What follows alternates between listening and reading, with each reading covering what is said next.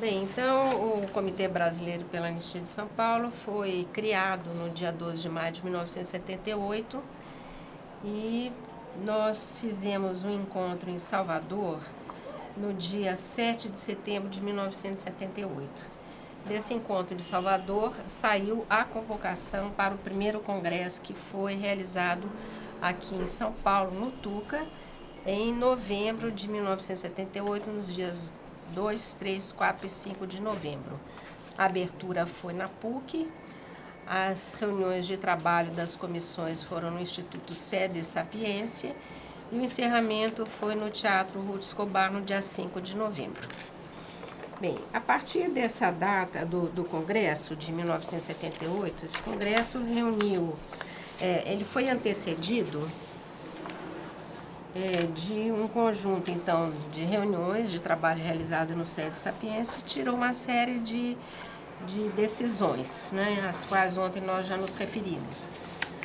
A organização do Congresso, as pessoas que participaram, e ontem eu fiquei um pouco indecisa em nomear as instituições que eram nossas parceiras nacionalmente, que era a CNBB, a OAB Conselho Federal da Ordem, a SBPC, a Comissão de Justiça e Paz de São Paulo, a Comissão ProUni, o MDB e a ABI. Então eram as 7 instituições nacionais com as quais o Comitê Brasileiro pela Anistia e os movimentos de anistia fizeram uma parceria para que exatamente eles pudessem ter uma reverberação nacional.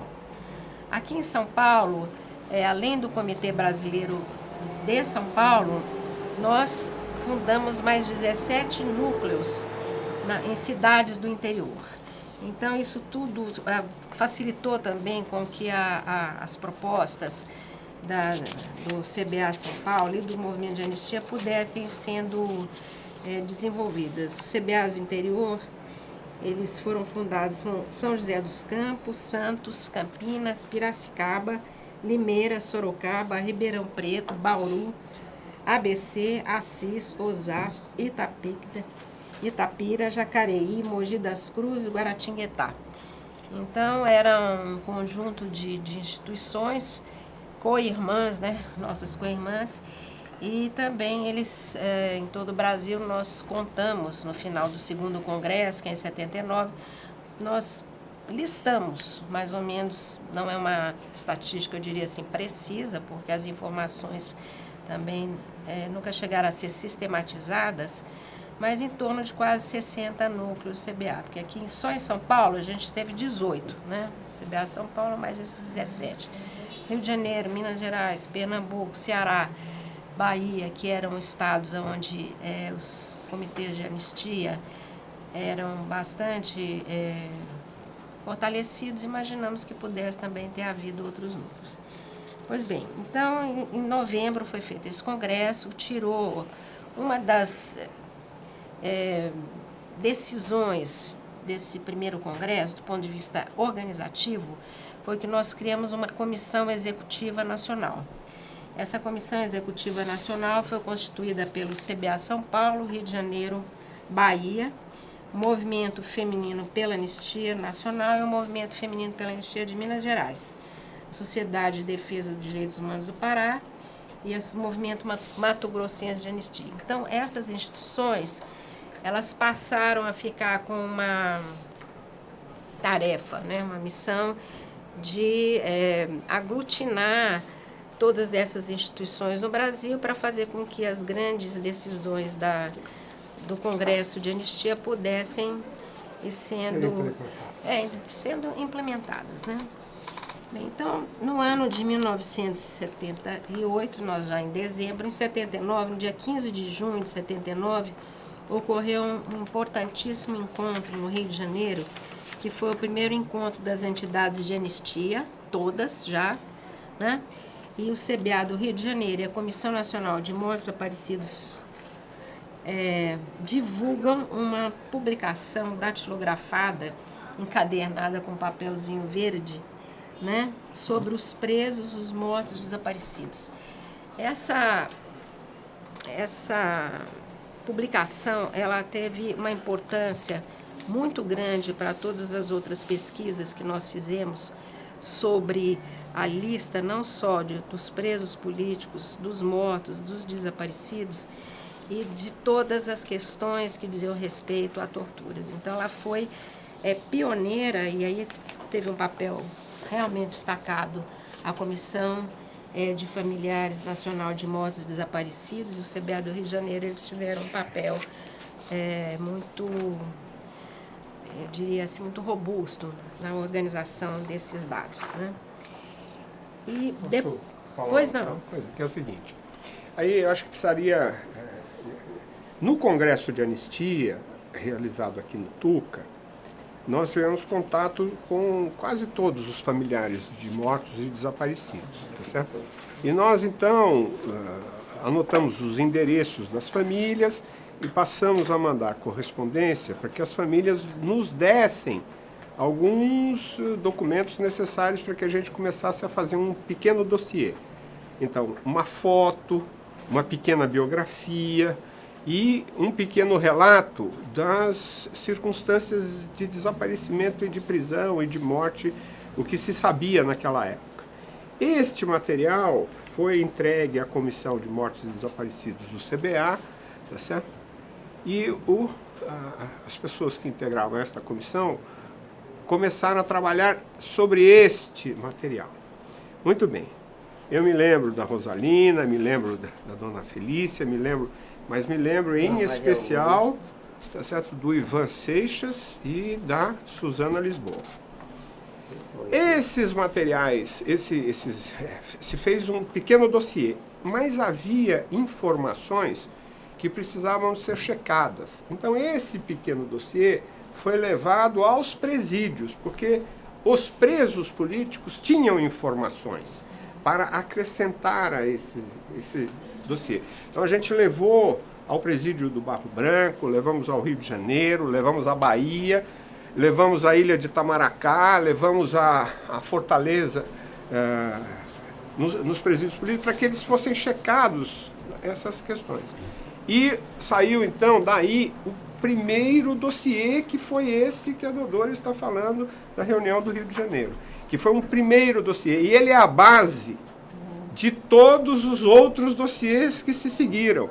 Ele é a base, por exemplo, da lista que o Dom Paulo Evaristo Arnes entregou para o presidente Carter, tá certo? Quando da viagem do Carter aqui no Brasil. O Dom Paulo se meteu no carro com o Carter, a filhinha do Carter, e o Dom Paulo, então, cochichou no ouvido: eu vou lhe entregar um documento. E deu para o presidente Jimmy Carter, tá certo?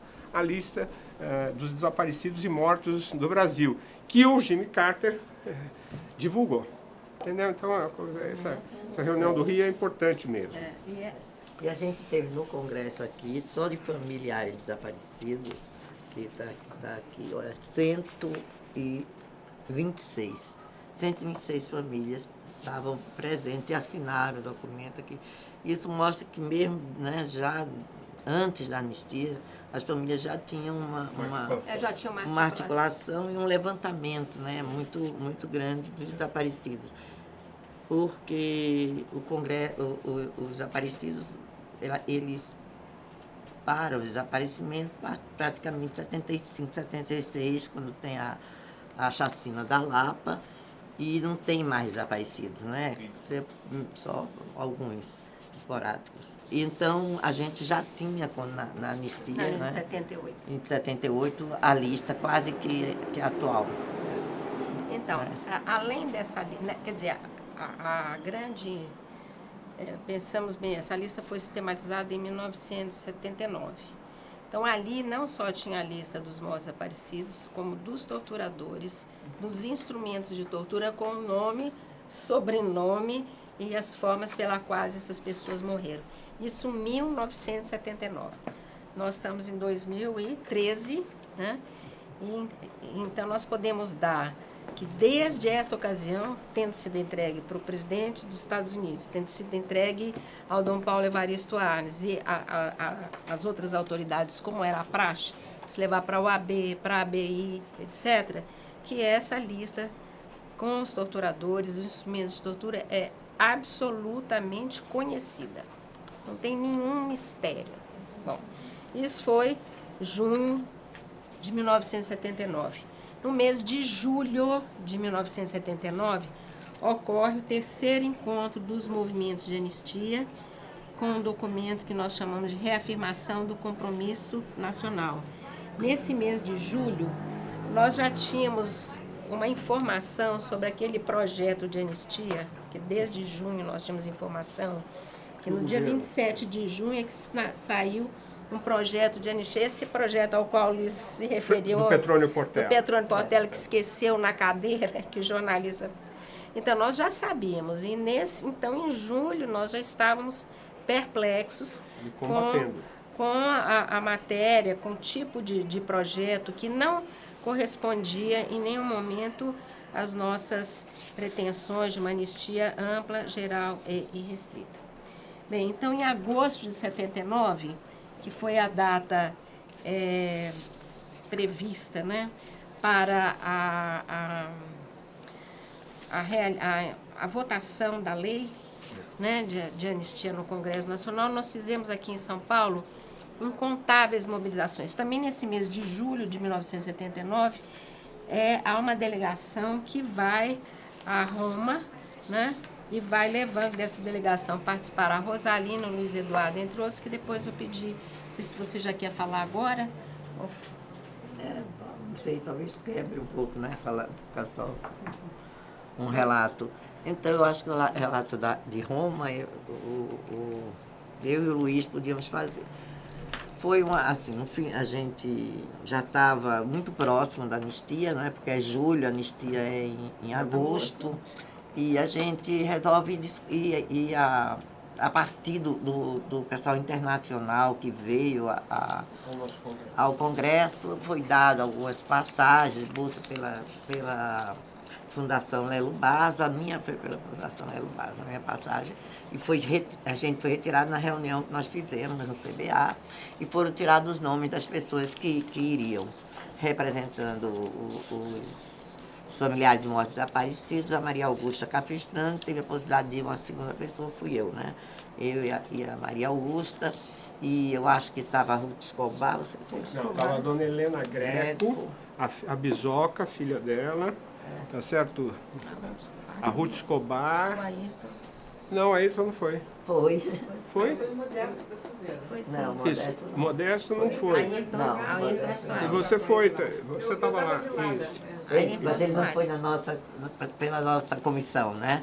Pelo pessoal que foi como representação daqui. Porque eu lembro que...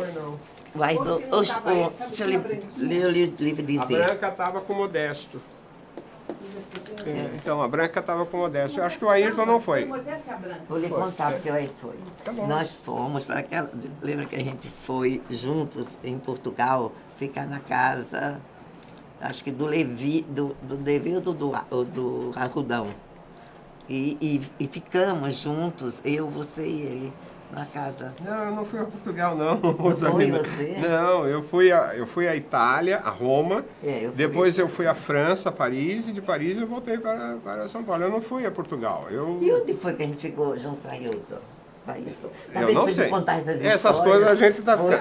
Eu não sei, eu vou perguntar para o Ayrton. Eu não me lembro do Ayrton lá, tá certo?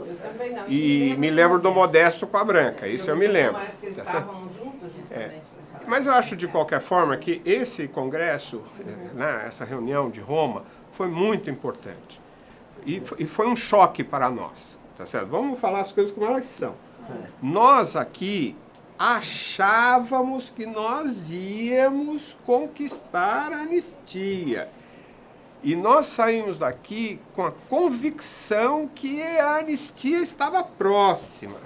E nós saímos daqui com a convicção que o nosso movimento ia ser vitorioso e que ninguém segurava a luta pela anistia. Quando a gente chegou na Europa, os exilados tinham muitas reticências com as análises de conjuntura que a gente fazia.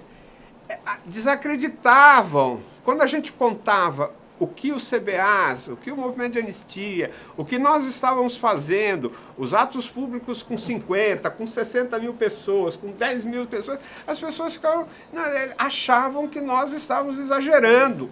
Tá certo? Eu me lembro de várias pessoas, depois de algumas intervenções que a gente fez lá, determinadas pessoas falam, mas isso que você falou aí é verdade, é assim mesmo que está. Então, os exilados brasileiros estavam olhando a conjuntura nacional numa situação ainda atrasada, ainda de antes, né, de ascensão. Eles não achavam que nós estávamos em ascenso na luta pela anistia e na retomada da democracia. Eles achavam que nós, né, que o Brasil estava, que a esquerda estava na defensiva, que o Brasil estava na defensiva, né, o setor popular progressista do Brasil. Então houve um choque, tá certo? Um choque. Você estava lá, não sei se eu estou falando aqui, é verdade, mas... mas então, eu me lembro que houve um choque. Quando a gente falava o que nós tínhamos feito, e não sei das quantas, e que nós estávamos, e que isso, e que breve nós vamos estar tudo junto lá, e que não sei das quantas, as pessoas olhavam, não, que bem esses ufanistas aqui, né? Os ufanistas, né? E depois, eu senti que muitos dos exilados não tinham consciência, nem ciência dos seus processos de auditoria, o que tinha acontecido, tá certo? Como estavam. Eu trouxe de lá centenas de procurações para fazer levantamento dos processos nas auditorias. Eu acho que eu passei um tempo incrível. A Márcia e o Pitina faziam petição diariamente para saber. Pedro Lobo de Oliveira tem tantos processos. José de Araújo Nóbrega tem tantos processos. E eu mandava para eles lá, olha, você está assim, você está assado, não sei das quantas. E a gente foi, então, acho que eles tomaram um impacto. Para nós foi muito interessante, porque a gente deu uma injeção de ânimos, né? Nos exilados, e os exilados, eu me lembro o Diógenes Arruda Câmara, numa das saídas lá, que estava lá conosco, etc., numa das saídas ele falou assim, olha, mas a análise de conjuntura que vocês estão fazendo, e esse menino que é hoje o presidente do PCdoB, como chama esse Renato Rabelo, o Renato Rabelo, a esposa do Renato Rabelo, o Diógenes Arruda Câmara e eu andando juntos, tá certo? Na praça, e eles achando que a gente tinha feito uma avaliação vanguardista, tá certo? E que vai devagar, menino, a gente tem experiência nisso, não é bem assim e tal. E nós achando que eles estavam atrasados, que eles estavam por fora, nós vamos, entendeu? Mas foi bom, porque acho que houve uma equalização, tá certo? Das expectativas nesse Congresso de Roma. E acho que essa questão da memória mesmo, né? A memória, a gente está numa fase de ter que contar essa história, né? Você vê mesmo, você lembra, eu lembro e você não lembra. Aonde será que está a verdade, né? Se a gente não contar e não pegar outra pessoa para contar, não é? Nesse episódio que a gente está contando, se o Ayrton foi ou não, é só perguntar para ele, né? Mas que eu não fui a Portugal, eu não fui. Então, aonde você ficou na França? Eu fiquei na casa do João Bode. Com quem você ficou na casa do João Bode? Quem estava com você na casa do João Bode? Foi na casa do João Bode, é França. Tá certo? Quem estava na casa do João Bode? Você estava comigo. Eu estava, e quem mais? Quem mais que estava? Dona Maria Augusta estava. E quem mais? Não me lembro. Não tinha um rapaz meio careca. Não tinha um rapaz careca. De bigode. Aí eu estava aí nessa casa do João Bode, exatamente. Porque o Nelson Levi... Eu vou perguntar para ele. O Nelson Levi e a Helena foram para Roma. Isso eu sei que eu fiz. A gente ficou já. A anotação que eu tenho aqui... Não, então, essa, veja só. Desculpa, então. Eu não isso quero... Eu acho que isso Eu acho que isso é importantíssimo. Estou dando um exemplo da reconstrução da nossa história, não é? E a questão da memória é isso. Hoje a gente tem que dar o testemunho e contar. E contar e recontar, porque é assim que a gente vai fazendo. Eu já achava que a casa do João Bode era em Portugal. Depois que eu lembrei, em Portugal eu fiquei na casa do Levi e da Helena, eu acho. E que foi foi na França que a gente ficou juntos. Então ficamos no mesmo lugar, porque lá em Roma a gente ficou no hotel. Isso. Não é? Porque era o congresso e tal. O João Bolle era o João Salisvani, né? É. Ele não estava, ele estava até viajando, cedeu a casa pra gente, né? Então, isso não tem muita importância, né? Mas a importância tem, da a gente vai história construindo a história, né? é demais como a gente constrói a história. E o olhar do que a gente viu. Você falou que você viu o que mais lhe impressionou. O que mais me impressionou quando eu cheguei da França, não, em Roma, foi conhecer as pessoas, né? O congresso em Roma mesmo, quando eu falei dos mortos, desaparecidos, também eu senti como você, era uma coisa muito mais forte aqui, né? Aqui ficou a gente, as famílias que estavam com os mortos desaparecidos lá, eram companheiros dos mortos desaparecidos, né? As famílias dos mortos desaparecidos estavam lá, estavam aqui, né, brigando como eu, que não saí, fui presa pela segunda vez, e penso, não saí, vou morrer, aqui não se prende mais de 2 vezes, né? E eu não saí porque eu achava que não podia abandonar a busca de Fernando. Então, mas a coisa que mais me impressionou foi Paris. Foi quando eu vi o grupo de mulheres. Né? Tá bom. Lembra? Mas impressionou não só você, impressionou a Dona Maria Augusta também. E eu vou contar essa história aqui. Tá, então, Então vocês contem de novo, que eu nem entendi daqui. Então, vou começar. A coisa que mais me impressionou, além das coisas do Congresso e como era familiar, eu falei lá dos familiares, na hora que eu falei, voltei a discutir, eu falei com a emoção que sempre traz aqui as questões de mortos desaparecidos. E lá não era tão forte, era algo solidário e tal, mas a questão dos mortos estava aqui, né? Estava aqui no Brasil, porque as mães, os familiares, as viúvas, o pessoal estava aqui. E eu e Maria Augusta éramos familiares de mortos desaparecidos. Tinha também ali o tempo inteiro, que vai depois aparecer, um choque meio de geração nas nossas relações do que Maria Augusta olhava, era uma senhora, né? Senhora do partidão, uma história também de militância e de luta política, mas foi muito engraçada. A Dona Maria Augusta, ficamos até no mesmo quarto, juntas. E depois, quando teve o congresso, aí a gente foi para a França. E ficamos na casa do João Bolle, na França, Luiz Eduardo e a Maria Augusta. E me entusiasmou, e eu vi uma coisa mais importante que eu vi ali na França, foi o pessoal na Casa do Brasil se reunindo com ideias feministas. Então, ideias feministas. Era o Círculo de Mulheres de Paris. O Círculo de Mulheres de Paris. Eu trouxe, até terminar minha tese, então eu tenho um monte de documentos do Círculo de Mulheres de Paris. Fui lá fazer uma palestra, né, levada por Ana Matilde Mesquita, em quem eu fui, eu era companheira e Ana saiu da minha casa em outubro, dizendo assim, eu vou embora, Ana não vai. Ela disse, não, Rosa, não vou, a gente vai tudo preso, a gente vai morrer, isso aqui não vai dar, tá, acabou. Aí eu disse, eu fico, né? E a Ana saiu, foi embora pelo Rio Grande do Sul e tal, encontrei a Ana lá. E eu disse, Ana, não deu 3 meses, né? Eu fui presa. Podia ter saído em outubro.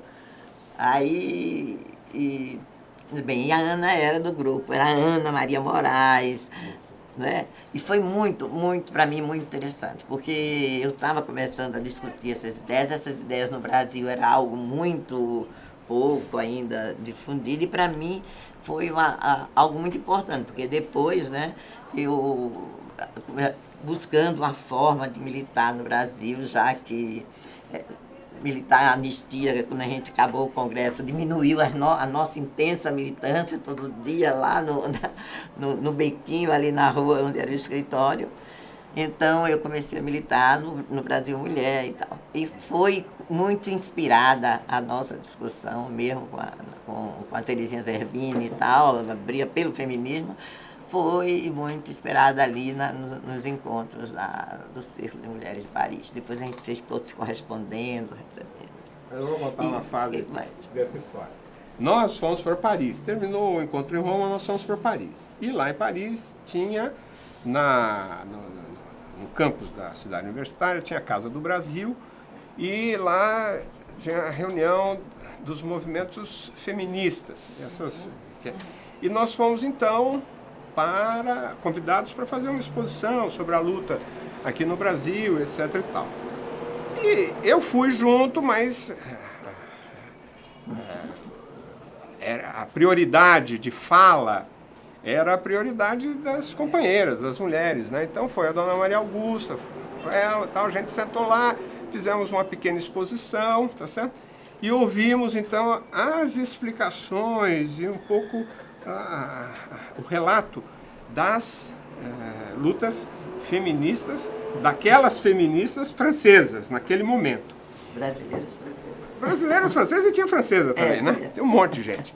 E eu, a dona Maria Augusta do meu lado, e uma moça começou a falar, e que não sei das quantas, que estavam em greve, e que essa greve era por tempo indeterminado, porque não sei das quantas.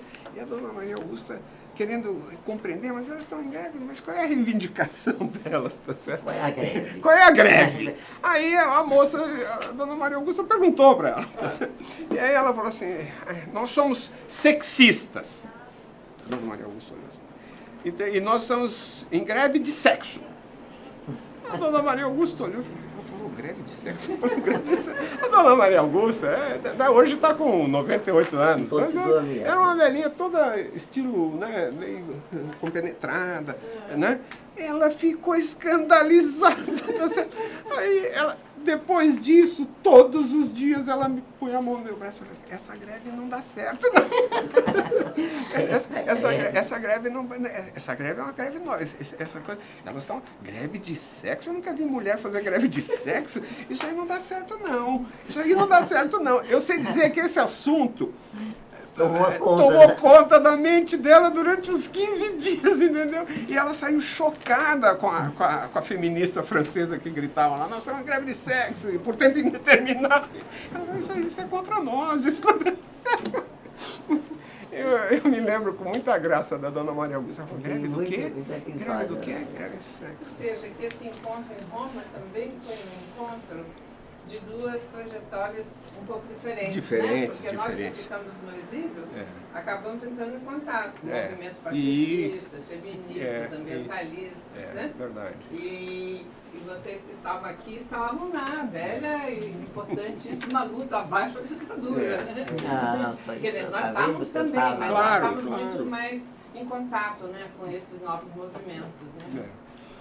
Então, é isso. Então, a gente também, Mariana, estava vendo aqui o Brasil Mulher, né? O Brasil Mulher foi exatamente, ele nasceu em 75 e foi até o último número, saiu em 81. E você vê a questão do Brasil Mulher, eu estava procurando, que eu achava uma chamada assim, crítica que veio de Paris. Aí tem umas críticas, porque Paris mandava crítica para a gente. E a crítica era cobrando o feminismo, que uma das nossas matérias era o feijão nosso de cada dia. Aí lá fazia, que feminista discutindo o feijão nosso de cada dia? Eu tenho lido este jornal, ele não me parece. E a gente ficava revoltado. Como não? O feijão tem a ver com as mulheres. Vocês ficam aí discutindo lá em Paris só a questão. Mas eu tenho uma outra, eu não marquei, né? Mas tem uma discussão aqui, que é parecida com a da Maria Augusta, que é a Yara falando do coisa assim, ficamos muito... Quando estávamos no movimento feminista e entramos em contato com o pessoal do Ciclo de Paris, e começaram a nos dizer que o direito ao orgasmo era fundamental nas reivindicações das mulheres socialistas e tal. Aí dona Maria Augusta, quando ouvisse isso aí, direito ao orgasmo faz parte de uma plataforma comunista. É isso, a dona Maria Augusta ficou... Incrível. Tinha muitas discussões. Depois disso a gente veio com a anistia, né? Conquistou a anistia. E começamos... Isso, em agosto. Não, peraí. Só um instantinho. E aí a gente começou a receber os exilados. E receber os exilados com atos públicos nos aeroportos, entendeu? E a ideia nossa é que a gente trouxesse os exilados, tá certo? recepcionasse bem os exilados e os incorporasse ao movimento de anistia. Quer dizer, a ideia era essa. E aí também deu choque, na minha opinião, porque os exilados, a gente também não teve a compreensão exata. A pessoa estava 5, 10 anos, 15 anos fora. Quando voltava, tá certo? Queria rever a sua família, queria, digamos assim, queria um tempo, que era um tempo de readaptação à situação brasileira, tá certo? E a sua família, aos seus amigos, a sua carreira profissional, a remodelação dos seus documentos, entendeu? E então a gente ia, recebia as pessoas, mas as pessoas só apareciam mesmo no movimento de anistia uns 3, 4 meses depois, né? Para ver como é que era e tal. E a gente ficou falando, pô, mas a gente trouxe todo mundo de volta e não sei das quantas e tal. E a luta pela anistia continua, né? Continua. Mais forte ainda. Eu me lembro, nessa época, do Fernando Gabeira. O Gabeira foi para o Rio, a gente recebeu, tinha escrito um livro, O que é isso, companheiro, que era uma análise, digamos assim, mais por dentro de quem tinha participado das coisas, uma análise crítica ao movimento, e a luta armada, a resistência, etc. e tal. E o Fernando Gabeira veio, tá certo? E a gente fez festa, não sei das quantas e tal. Aí, 15 dias depois, eu me lembro, acho que foi a Eni Raimundo que me liga e falou: Oleg, o Gabeira, na praia ontem. Eu falei, mas qual é o problema da praia? Ele falou, não, de tanguinha. Eu falei, como? Tanguinha de crochê. Eu falei, não acredito. De tanguinha. E aí a história da tanga do Gabeira ficou uns 6 meses, a gente falando, não foi para isso que a gente trouxe você de volta, não, para andar de tanguinha, aí na praia, no domingo. Entendeu? Depois disso, o caminho meu com o Gabeira se cruzou no parlamento. E eu várias vezes conversei com ele sobre isso. Eu tava morrendo de saudade do meu país, da minha praia. Eu não tava... Se vocês esperavam que eu estava voltando para entrar na luta pela anistia, vocês fizeram uma análise de conjuntura completamente errada. Olha que a tanguinha era da pessoa onde ele estava hospedado. Ele queria cair na praia, não tinha sunga, ela emprestou um biquíni dela. E ele foi, tá vendo? Mas foi muito criticado. Nós também, assim, por exemplo, no movimento de mulheres, né, a gente já tinha um movimento de mulheres mais ou menos organizado, já tínhamos os jornais, tudo. Quando teve a anistia, os jornais estavam terminando, inclusive, o Brasil Mulher, nós mulheres, começou um pouco depois, mais com as feministas que vieram antes, e houve uma mudança muito forte com a chegada das feministas. Tem uma entrevista que demos, eu e a Maria Moraes, atual, no livro do Instituto Vladimir Herzog, fala sobre a imprensa alternativa e pega a imprensa de mulheres. Aí a gente diz, eu digo, mas por que, Maria, você não entrou no Brasil Mulher? Eu sei, porque você estava de cabelo comprido, de piteira, encontrou um monte de baixinha, de calça jeans e tênis na periferia o tempo inteiro. Aí, Maria, que absurdo, eu estava parando de fumar, por isso que eu usava piteira. Né? Mas a gente tinha essa coisa que foi muito bom ter chegado, mas tinha uma diferença de trajetória, né? A trajetória de quem ficou foi uma trajetória... Eu acho que tem uma diferença muito grande entre quem ficou no Brasil, sobretudo o pessoal que ficou aqui clandestino, entre as quais eu me incluo, né? Eu passei 15 anos clandestina, e as pessoas que tiveram oportunidade de sair do país. Eu acho que essa militância, né, a militância clandestina, ela, na minha opinião, já escrevi sobre isso, minha tese de mestrado é sobre os clandestinos. Eu acho que a militância clandestina no Brasil foi a coluna vertebral de sustentação da luta contra a ditadura. Porque nossos dias, eles terminavam, como eu disse no meu livro, a cada pôr do sol, né? Nós não sabíamos o dia de amanhã.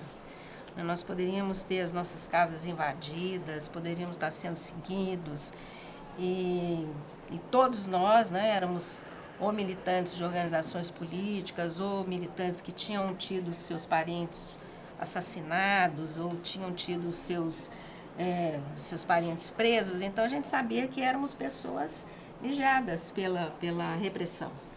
Então, nós mudávamos de casa permanentemente. Eu contei as casas em que eu morei, entre clandestinos, deu 18 casas diferentes. Ou seja, nenhum de nós tinha uma casa com armário, com fogão. Eram coisas absolutamente dispensáveis, porque se você tivesse sair, você dava tudo para o vizinho e falava que tinha alguém da sua família que estava doente e saía. Assim, simplesmente. Né? Então, eu acho que a militância clandestina, ela é uma militância que deve ser permanentemente homenageada, porque elas não tiveram, os militantes clandestinos, eles não foram recebidos no aeroporto, não foram recebidos nas rodoviárias. Quando saíram da clandestina. Porque nenhum militante clandestino fala assim, eu fui clandestino.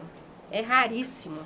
Porque entrou clandestino e saiu clandestino. Se você convocar um ato coletivo para que as pessoas que fossem clandestinas cheguem quanto que elas passaram, é uma outra história que está para ser contada. Não, ficar até a questão de você retomar teu nome, né? Pois é. Você então, durante muitos anos chamado por outro nome. Então, por exemplo, essa questão da militância clandestina, que para nós, que éramos adultos, né, que escolhemos chamar outros nomes e que a gente mudava de nome, mudava de cara, de roupa, de cabelo, de uma certa forma tinha uma certa fantasia.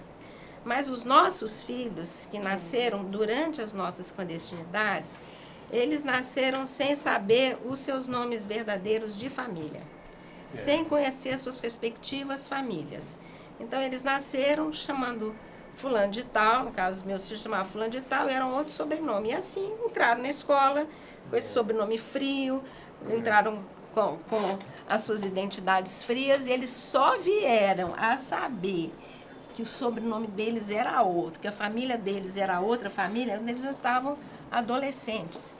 Isso para eles agora, com as comissões da verdade, que tem chamado os militantes para dar testemunhos e os filhos para darem testemunhos, é que nós tomamos a consciência de que o fato dessas crianças terem cursado a vida dela, feito os primeiros amigos com outros nomes, para eles, quando eles souberam, aos 10 anos, aos 8 anos, aos 15 anos, que o sobrenome deles era outro, eles ficaram em dúvida.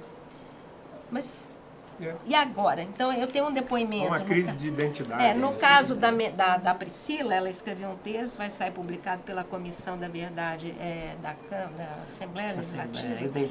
Quando nós começamos a levantar, fazendo um parênteses, a Melinha e eu, quantas crianças clandestinas, eu sabia de umas 10, a Melinha, quando a gente levantou 90 casos. Porque uma família tem 3 filhos, Rosalina tem 2 filhos. Tem 3 filhos. Eu tenho 2, só que já deu 5. Marijane também já deu mais 2, deu 7. E por aí vai. Eu sei.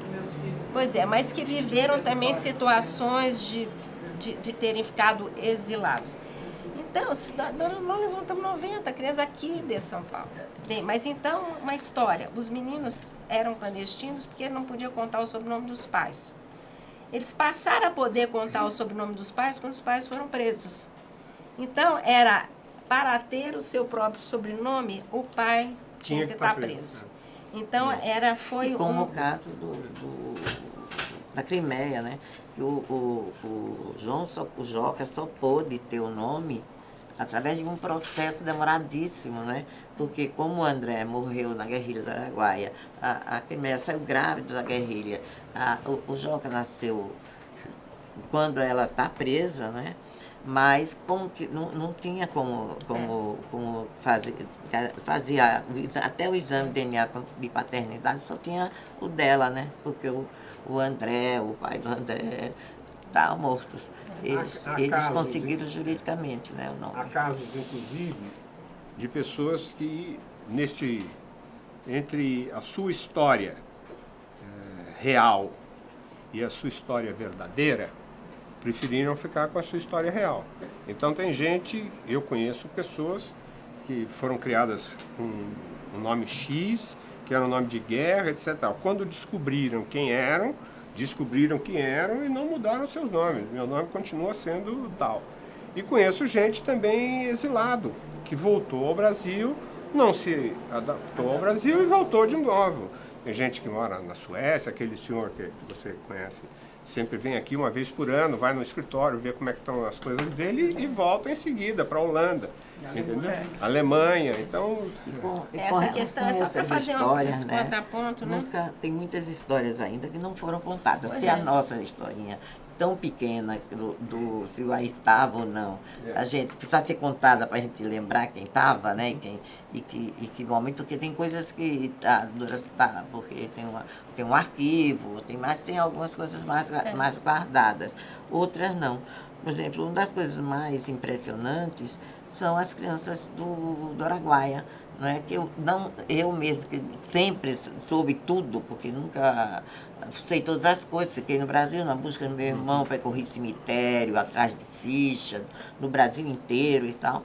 Quando eu vi a história da menina, né, do Araguaia, cuja mãe estava grávida, a família soube, desapareceram os dois, eles foram até hoje no Araguaia e conseguiram descobrir a menina a menina que hoje é uma mulher com 40 anos, que viveu sempre no albergue, acho que em Goiás, e a família declarando isso, dizendo, nós buscamos ela a vida inteira, porque sabíamos pelas denúncias e dos camponeses que fizeram o DNA no Brasil, o DNA deu, acho, 99% de possibilidade dela ser realmente filha. E eles estavam pedindo ao governo brasileiro, e não tinham conseguido, fazer um DNA na Suécia para garantir de fato. Só que ela disse, hoje nós a podemos assumir, só que ela tem 40 anos. O que ela perdeu de identidade, o que ela perdeu de pertencer a uma família, de cultura, de tudo, né, de afeto, jamais será dado, né? Eu acho que vocês tocarem nesse assunto, embora a gente tenha saído do que estava falando, porque esse é um assunto que tem sido examinado também em outras situações de outros países. Eu acho que eu já conversei até contigo sobre isso, né, doutora? Hoje em dia, na Alemanha, se discute o problema do trauma daquelas pessoas que eram crianças quando havia guerra. E que viveram tudo aquilo como crianças, depois daquele período de reconstrução da Alemanha, que foi terrível, né? Fome, etc., soldados estrangeiros, ocupação. E como, na verdade, tinha acontecido um grande crime contra a humanidade ali, né, no genocídio, ninguém discutiu o problema dessas crianças. E hoje elas são da nossa idade, ou até mais velhas que nós, né? E apresentaram problemas muito sérios psicológicos depois de adultas. E os netos também. Então, hoje os psicólogos discutem que os traumas vividos na época da guerra permanecem numa família por 3 gerações no mínimo. Isso. E que isso precisa ser discutido, então. Então eu acho que isso que vocês falaram aqui, acho que pode nos levar a pensar em fazer um outro bloco, onde a gente discuta a experiência das crianças. Isso, né? As perfeito. crianças na clandestinidade, as crianças presas, as crianças que perderam a sua identidade, não se recuperaram, as crianças que nasceram o Brasil deve não tinham documento, não tinham deve a essas crianças essa eu história. Eu acho que a gente tem todo um outro grupo aí de vítimas desse regime, né? Que precisa ser explorado. Agora, a gente começou isso pela questão, né? Vamos voltar, pela questão de Roma, né? Da importância que foi essa história do movimento de anistia, tirar uma comissão e irmos, antes da anistia, conversar com os companheiros que estavam no exílio. E se a gente pegar a história desses 35, né, depois da anistia, 34 depois da anistia, é uma história inacabada, né? Quando a gente diz tudo, a gente precisa discutir, né? Tudo. Não tem algo que a gente tenha conseguido acabar. E vivemos hoje, eu acho que um momento eu acho que até mais importante do que aquele momento da anistia. Porque ali foi importantíssimo para ela, mas foi uma etapa, né, Luiz? E a continuidade desse movimento que a gente apontava naquela época, porque quando acabou a anistia, nós familiares dizemos, bem, desaparecidos e mortos nem sequer foram tocados. É uma luta que continua, né? E e todas as outras, como essa, a recuperação das crianças, dos torturados, não é? Eu acho que nós temos um problema. Eu ontem, não é, temos um problema de falar da tortura. A tortura é a coisa mais difícil que tem de se falar. Ontem mesmo, quando eu li o depoimento, eu disse, eu vou ler um depoimento que está escrito aqui, publicado na revista Isto É, li o depoimento da dona Egli, não li o meu. E não li. Não é fácil falar sobre tortura. Nós tentamos pôr, quando discutimos com os meninos da LN aqui, já que estávamos discutindo a participação deles, discutindo a relação deles com os estudantes que foram mortos e que eram da LN. Aí dissemos, vamos discutir tortura, né? Porque todos eles devem ter sido bastante torturados. Não conseguiram falar. No máximo você fala, estou dizendo assim, levei choque, pau de ar. Agora, o que a tortura faz, como você como aquilo é introjetado, como te leva como você tem aquilo a vida inteira, e como é difícil falar, porque toda vez que você fala, você sente que não falou, né? Que não falou, que não foi capaz de reproduzir, não foi reproduzir o sentimento, sei lá, daquele momento, né? E é um sentimento sempre muito ambivalente, muito ambivalente. Vou contar só assim rápido. Uma companheira minha que está fazendo, agora colocando com a Comissão da Verdade, ela está fazendo algumas discussões pelo bairro, nas escolas, para recuperar a história, que é e ela me disse, ligou e disse, eu não falei com ninguém na minha casa, mas você lembra quando a gente discutia tortura? E eu sempre dizia, não sei, acho que nunca fui tão torturada assim. E ela disse, sabe por que eu descobri ontem, quando eu estava na escola falando sobre tortura? Eu apanhei muito, não eu, a minha amiga. Eu apanhei muito quando eu era pequena, eu era muito espancada pelo meu pai.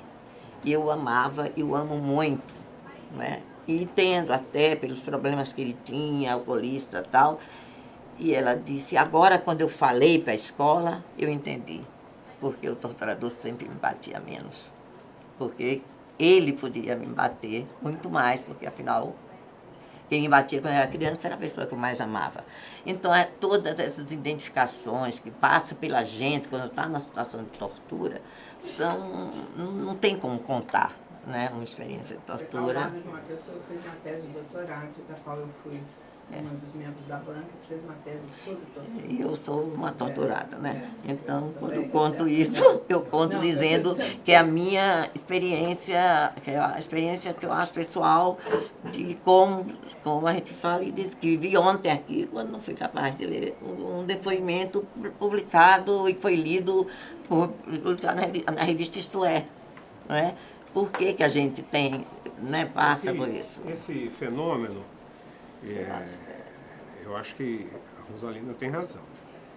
Eu, quando advogava nesta época, eu estimulava os meus clientes a escreverem. Essa ideia de escrever carta para juiz auditor, não sei das quantas, foi muito usada. Eu me lembro de cartas do Aldo, do Haroldo, do Vladimir, do Genuíno, do Reinaldo Morano, todo mundo. A gente estimulava a fazer cartas para que aquilo ficasse registrado. Não só cartas defendendo a sua militância política, as suas ideias, a sua ideologia, como também as cartas registrando, tá certo? Os momentos de tortura e o nome dos torturadores. Porque a tortura é a quebra da unidade do ser humano. Né? Simplisticamente, se você estabelece que o ser humano é corpo e alma, a pessoa na tortura, a tortura visa quebrar essa unidade corpo e alma. Então, você é torturado, tá certo? E a sua cabeça fala assim, eu não posso falar, não fale. E o seu corpo fala para a sua cabeça, fala porque eu não estou aguentando mais. Então fica a luta entre a mente e o corpo tá certo? Até que haja a cisão disso. Se a mente ganha do corpo, a pessoa morre na tortura. E tem uma coisa, Luiz, eu Se acho... o corpo ganha da mente, a pessoa sobrevive à tortura. Só certo? você quando está nessa luta corpo e mente, eu acho que, para ser sincero com nós mesmos, né? Nós sabemos que temos limites, né? Isso. A gente só pode ter tido uma coisa, e te salvou de não ter ido ao limite. É você não ter sido submetido ao seu limite. Então, quem te deu o seu limite não é você. Quem dá o seu limite é o torturador. Porque eu tenho certeza absoluta, pela minha experiência de tortura, se mais um ponto, ou tivesse feito aquilo e não ali, tinha ido, tinha o limite. E não, eu acho que quem não passou uma experiência de tortura e acha que não tinha, que não existe, que não tinha limite, que o ser humano pode vencer qualquer E a ideia do... não é verdadeiro. Mas Marijane, Vamos voltar ao tema. eu estou com um problema. De tempo. Marijane não faz parte da sua papel fazer isso. Aqui a gente é aberta, a mesa é Deixa eu aberta. fazer uma Deixa autonomia pra gente. Não, porque não tem, ninguém faz isso aqui. Então, se alguém não fizer, a gente Faz não aqui. termina. Vocês viram como ela disse? É livre, só termina o que a gente quiser. Eu acho que Deixa eu não falar pode uma todos os outros dias. Deixa eu só falar uma coisinha. Gente. Ela falou sobre o momento que a gente está vivendo. Desculpe, mas eu acho que você não está ajudando. Olha, o papel muda, a gente vai até onde quiser. Olha, não, espera um pouquinho. Deixa eu falar uma coisa para você. A Rosalina falou do tempo que a gente está vivendo. Eu sou cético com relação ao resultado da Comissão Nacional da Verdade. E eu acho que nós estamos tendo, se não a última, uma das últimas chances de pôr para fora a verdade desse período. Certo? Por isso eu acho que o movimento da anistia e as suas conquistas, não é porque eu participei dele, mas eu acho que ele dificilmente será suplantado. Será? Suplantado, não é? Porque ele partiu do ponto zero, colocou todas as questões da anistia na mente do povo brasileiro, conquistou a anistia e fez a crítica da anistia no Congresso de 1979, em 4 de novembro de 79. Se você pega esses anais, essas resoluções do Congresso de Anistia, e lê com frieza, tantos anos depois passados, as questões que nós colocávamos são as mesmas, do mesmo modo que a gente colocava, do mesmo modo que a gente colocou. Então aqui há um grande degrau. Acho que o segundo grande degrau foi o projeto Brasil Nunca Mais. Tá certo? Acho que o terceiro grande degrau são as comissões atuais, a Comissão Nacional da Memória e da Verdade. Mas eu acho que o resultado de hoje não suplantará, nem em extensão, nem em qualidade, o que foi feito pelo Brasil Nunca Mais e o que foi feito pelo CBAS. Queira Deus que eu esteja enganado, redondamente. Eu estou dando esse depoimento aqui há mais de ano antes do resultado da comissão, pelo menos desse período da comissão. Mas eu fico impressionado, porque você tem, isso que a doutora falou, nós, naquela época, já falamos dos instrumentos de tortura dos torturadores, nome e sobrenome. Tá certo? No Brasil Nunca Mais, nós fizemos a mais extensa lista de torturadores que o Brasil tem. E de torturados. E de torturados. Não tem mais. E com documentos, e com provas e tal. Muito bem. O que faz uma comissão da verdade hoje? É chamar essas pessoas e indiciar. Entendeu? Chamar essas pessoas. E os poucos agentes da repressão que foram ouvidos enfrentaram desabridamente os integrantes da Comissão da Verdade. E se não fosse uma vítima, que se levantou lá e falou: o senhor é um torturador. Certo? O cidadão tinha afrontado os integrantes da Comissão da Verdade. Então eu acho que nós estamos caminhando para um resultado que é um resultado talvez de um texto novo, de um livro novo, de um relatório novo. E pode ser um retrocesso, né? E Porque você teve a Comissão da Verdade e não você vai apurou. tendo chances e chances e chances e chances e não agarra uma chance para virar esta página, entendeu?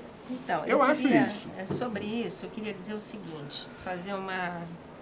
Assim como eu falei dos clandestinos, eu queria fazer também aqui uma homenagem aos presos políticos.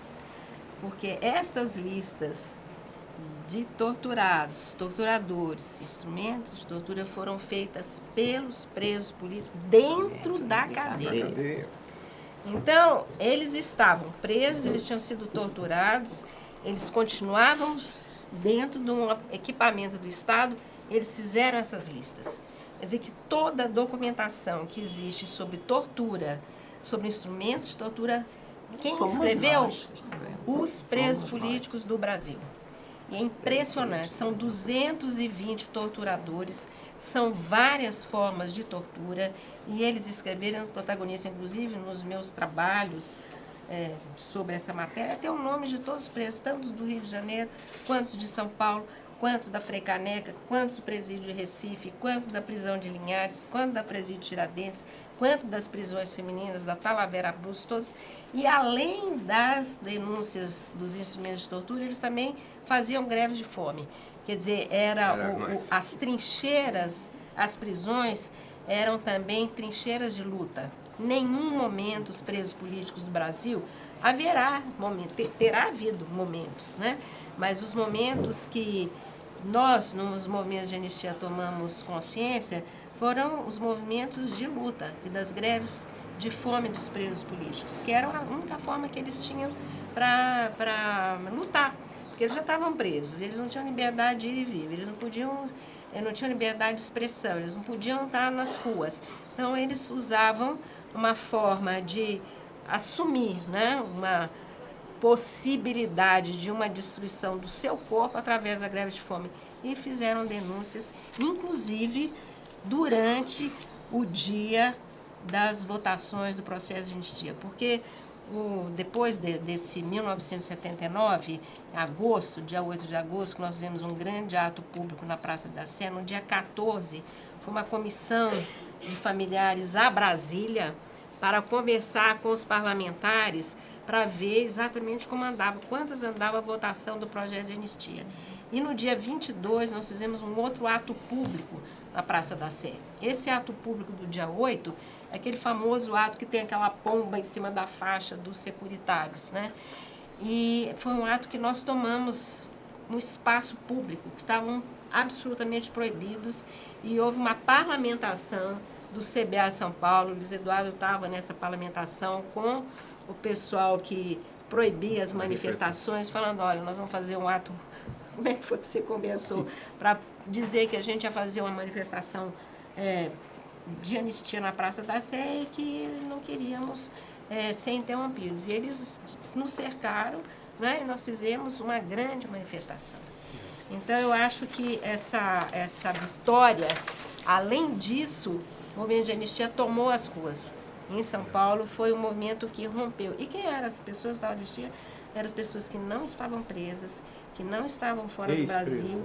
Eram pessoas, alguns ex-presos, familiares de mortos e desaparecidos, familiares... Eram as mães, eram pessoas da sociedade civil. Então, na verdade, o movimento de anistia ele não foi exclusivamente direcionado a uma luta específica relativa aos presos, mortos, desaparecidos, exilados, banidos, casados. Foi uma luta política de unidade contra um inimigo comum, que era, naquela época, nós tínhamos uma clareza meridiana.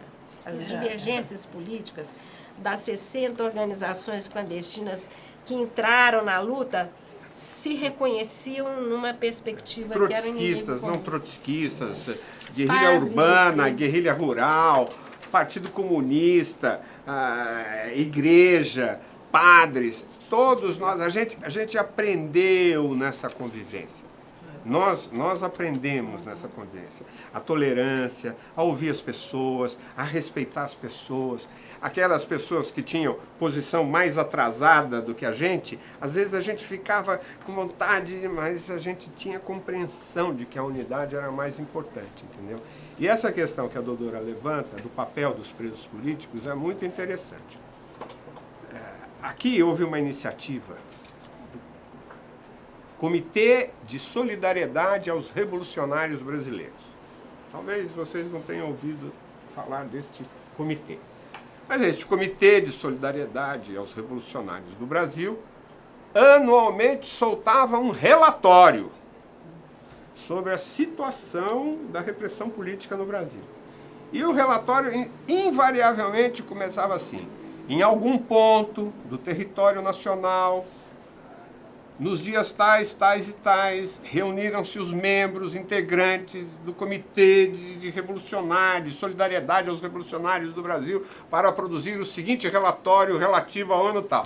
Em algum ponto do território nacional, eram os presídios políticos, era o Romão Gomes, era a penitenciária, era o Tiradentes, entendeu? Então, ainda tinha uma certa criatividade, uma certa ironia. De algum ponto, era a cadeia. Enquanto era a cadeia, né? E como foi essa, desculpe, doutora, como é que foi esse momento que vocês então mandam uma comissão em Brasília, fazem essa manifestação? Foi aquela que vocês saíram com a mão lá? Não, aquela foi a primeira. Depois a gente não saía. Quem saía, a polícia que saía com a mão na cabeça. E aí vem a notícia. E aí como foi? Como é que vocês reagiram? Não, que porque acontece? houve quando saiu a lei de anistia, né, em agosto de 1979, dia 28 de agosto, imediatamente em setembro, nós já fizemos uma reunião da Comissão Executiva Nacional, aquela que eu disse que saiu do primeiro congresso, em Belo Horizonte, e que tirou uma declaração de Belo Horizonte. E aí denunciou a parcialidade e injustiça contidas no projeto do governo, incorporar à luta da anistia novas e importantes forças, significativos setores e lideranças. Decidimos manter a luta e pelas conquistas não alcançadas. Estabeleceu o dia 18/8, quer dizer, 18 de agosto, como Dia Nacional do Luto, lançou o Prêmio Jornalístico Vladimir Herzog de Anistia dos Direitos Humanos, estabelecendo o dia 25/10 como data para o prêmio. Então, gostaria até de retomar aqui que o Prêmio Vladimir Herzog de Anistia e Direitos Humanos foi lançado pelos movimentos de anistia. Foi uma proposta da dona Helena Greco, que era do Movimento Feminino de Anistia de Belo Horizonte, que junto com a filha dela, Heloísa Greco, né, as duas integrando o Movimento Feminino pela Anistia, também incorporaram o CBA, e foi a dona Helena que lançou a proposta do Prêmio Vladimir Herzog de Anistia e Direitos Humanos, que hoje já tem um outro nome, né? E era um prêmio Vladimir Herzog, né? mas era um prêmio de jornalístico, de anistia e direitos humanos. Ele sempre ocorria no Sindicato dos Jornalistas. Agora houve uma outra. Ele né? com a mão. Bom, então, Eu também tenho. só para terminar, né? No final desse encontro de setembro, já foi de agosto, então nós convocamos o segundo Congresso de Anistia, que se realizou em Salvador. Na verdade, foi dia 15, 16 e 17 de novembro em Salvador. E esse segundo congresso tinha como título A Luta Continua. Né? E foi um documento muito combativo, agressivo, e foi estendida nessa ocasião a incorporação da luta em defesa contra a denúncia da repressão dos países do Cone Sul.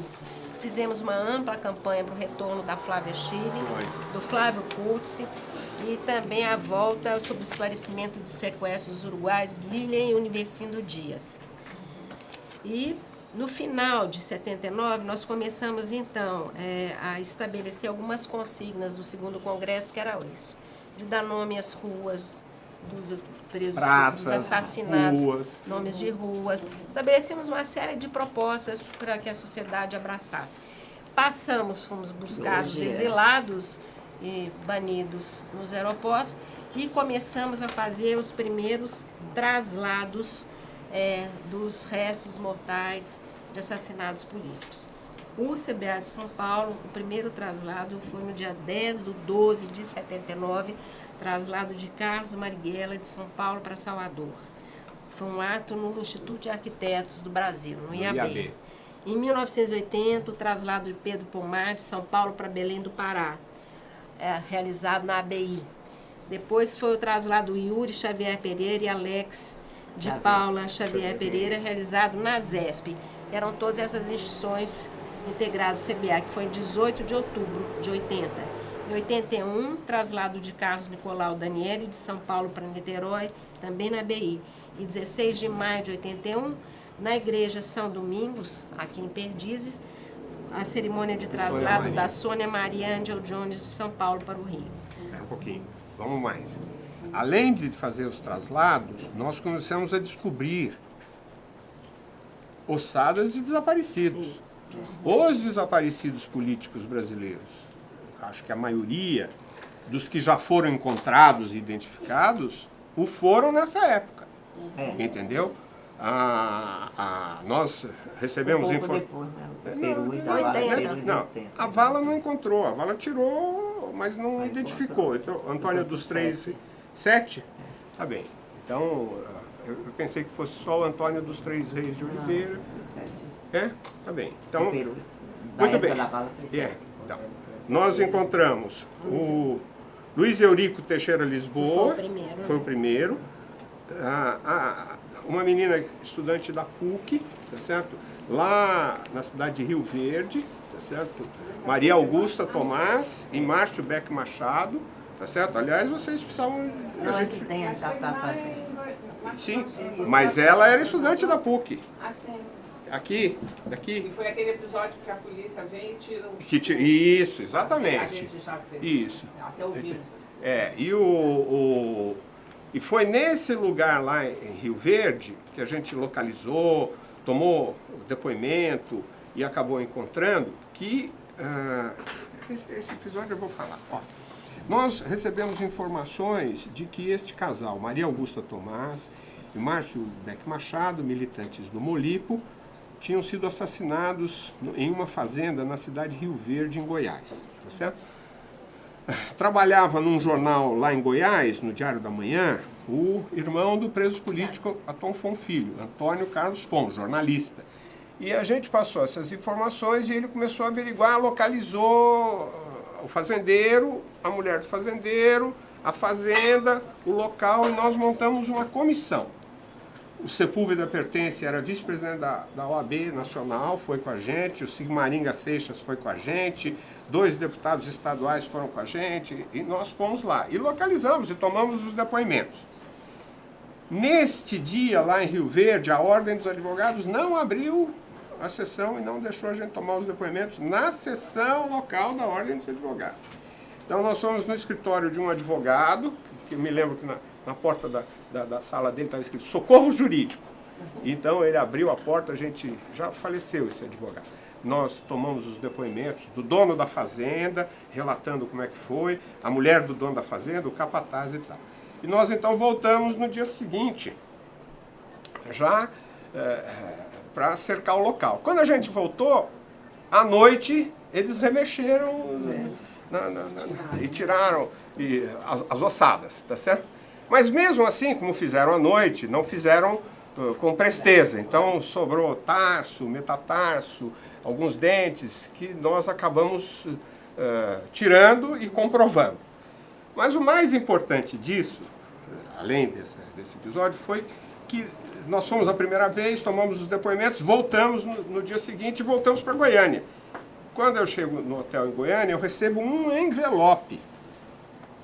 Pedi a chave do meu apartamento, o cara falou, tem isso aqui para o senhor. Eu olhei e tal, nem olhei na hora, subi. Tá certo? Quando eu abri, era um conjunto de 12 fotografias. Tá certo?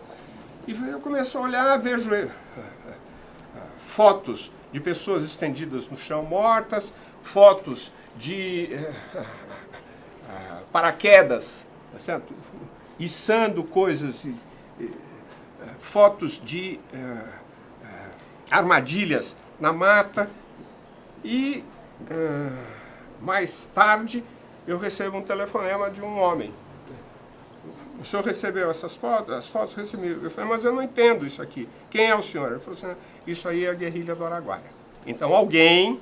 É Maria Lúcia Petit, exatamente. Alguém que, tendo a missão de nos vigiar, tá certo? Porque devia ser das Forças Armadas, né?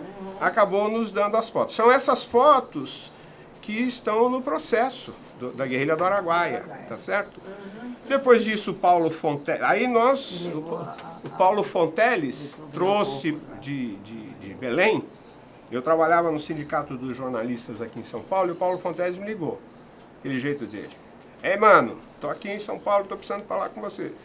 Mas estou precisando falar agora. Eu falei, eu estou no Sindicato dos Jornalistas. Ele foi ali no Sindicato dos Jornalistas e me levou um monte de documentos, carteira de identidade, carteira de colégio, carteira do trabalho, com fotos das pessoas originais da guerrilha do Araguaia.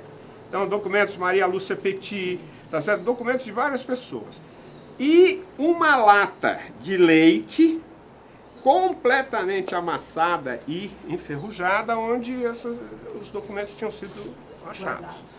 Então ele disse,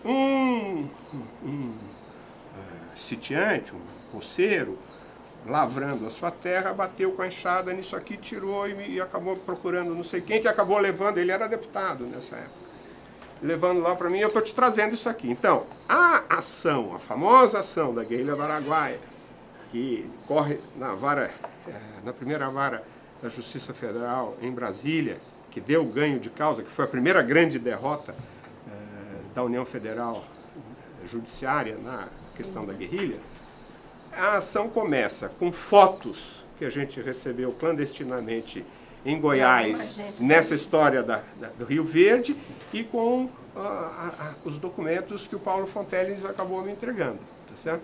Então isso é o início daquela ação, tá certo? E aquela ação é importante porque a ditadura terminou em 1985 e a ação foi entrada em 1982, no meio, tá certo? Quase no final do regime, mas ainda no regime militar, responsabilizando a União Federal e obrigando a União Federal a dizer onde estão os mortos do Araguaia, entendeu?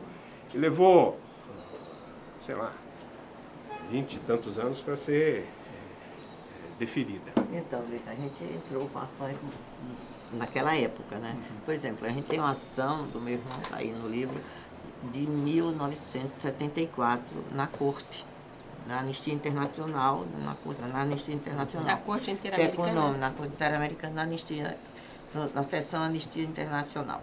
Então, eles respondem, né, depois de, eu acho que 8 meses depois, a Anistia responde dizendo que o governo brasileiro atesta que nunca foi preso, que não há cárceres, que o governo brasileiro não tem cárceres, nem prisioneiros que não sejam reconhecidos, que não estejam legalmente presos pela Lei de Segurança Nacional brasileira. E agora, né, como essa questão retoma, né? Agora a gente, ao encontrar no CISA, que é a única coisa que a gente encontra, Fernanda, no CISA, uma anotação de que ele tinha sido preso, não dizia no CISA nem nada, disse que ele estaria preso, né? A gente abriu um novo processo na anistia, dizendo que o governo brasileiro teria mentido. E mentido, inclusive, porque diziam que não existia presos em situações que não fossem regularmente decididas pela Lei de Segurança Nacional. Então, isso é muito importante, porque isso começou em 74, em 75, né? Foram poucas as famílias, mas algumas famílias já em 74, bem antes da anistia. Essa ação da guerrilha, nós entramos. A primeira resposta da União Federal foi a seguinte: guerrilha do Araguaia, isso não existe na história do Brasil. Aí nós pegamos discurso do Geisel falando sobre a guerrilha do Araguaia. Aquele do Pará... Hein? Não, tem um discurso do Geisel, um discurso do presidente da República falando sobre a guerrilha do Araguaia. diversas manifestações do general Hugo Abreu, falando da combatividade da brigada de paraquedistas, de quem ele tinha sido comandante, na guerrilha do Araguaia. Ou Sarreste Aí, essa brigada de paraquedistas. nós pegamos e falamos assim, como não existe esse fato na história? Aqui está o presidente da República falando e o general falando. Aí, eles falam, a segunda manifestação da União. Agora nós sabemos do que os senhores estão falando. Mas isto foi uma guerra intestina. E pelas leis internacionais de guerra, cada parte beligerante procura os seus e cuida dos seus. Como o senhor disse que eles eram militantes do PCdoB, não mova a ação contra a União Federal, mova contra o PCdoB. Veja só, isso é o Procurador-Geral da União nesta ação do Araguaia. Aí nós falamos, não, senhor, não. Aqui foi o Exército Brasileiro que fez isso, que reprimiu, etc. e tal, e a lei brasileira estabelece que qualquer preposto da União, do Estado ou do município que tem uma ação ilícita em nome da União é responsável. A União é responsável. Então foi aí que o juiz acabou admitindo a ação e falou, não, eles têm razão. A União Federal é parte, certo? Aí fizemos a instrução, a Melinha depois, o Genuíno depois, o Aldo depois, o Vladimir Pomar depois, o Haroldo, né? Todo mundo do PCdoB depois, os sobreviventes. E a gente levou 20 anos depois, em 2003, saiu a sentença. Uma ação proposta em 1982. E aí já no governo nosso, tá certo? E aí houve uma luta para que o governo nosso não recorresse da sentença. E o governo recorreu da sentença. Então, E isso causou animosidades entre as pessoas que permanecem até hoje. não, e o grande, eu acho, problema dessa coisa da não apuração é isso, né? Mesmo o governo do Lula, desde o seu primeiro governo, e tem tido denúncias que podiam levar a esclarecimentos desaparecidos, como denúncias, mesmo que não sejam verdadeiras ou não, as pessoas que como o Marivaldo, como agora o Cláudio Guerra, quer dizer, pessoas que chegam publicamente. O Guerra chegou a ser ouvido por mais de 5, 6 comissões da verdade, foi ouvido 4 vezes pelo Ministério Público, foi ouvido por senadores, por deputados federais, com garantia de vida, quando ele diz, né, então a pessoa chega publicamente e diz assim, eu matei, eu matei,